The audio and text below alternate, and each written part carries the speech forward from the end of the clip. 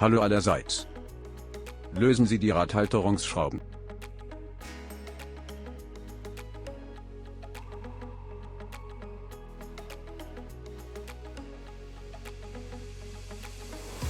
Verwenden Sie Steckschlüsseleinsatz Nummer 21 und einen Ringgabelschlüssel Nummer 21.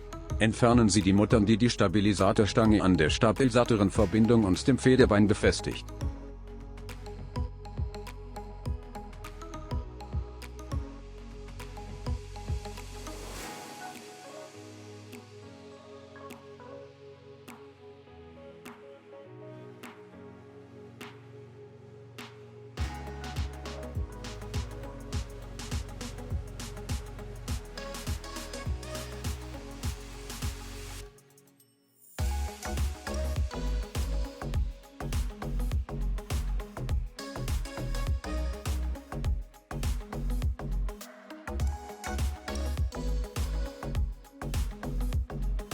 Entfernen Sie die Stabilisatorstange.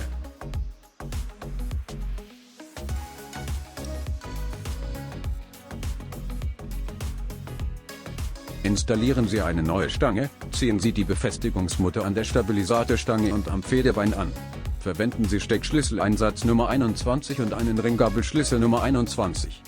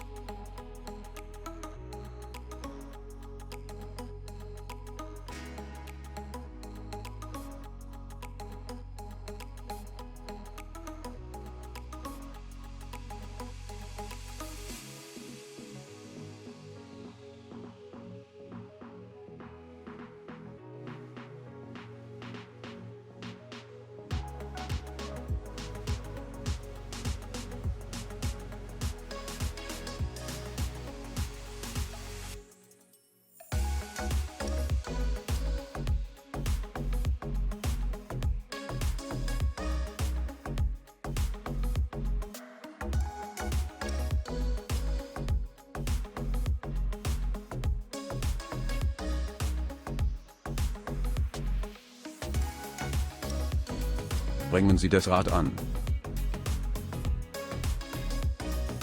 Danke, dass Sie unser Tutorial angesehen haben. Wenn Ihnen dieses hier gefallen hat, drücken Sie den Like-Button und teilen Sie ihn mit Ihren Freunden. Einen schönen Tag noch.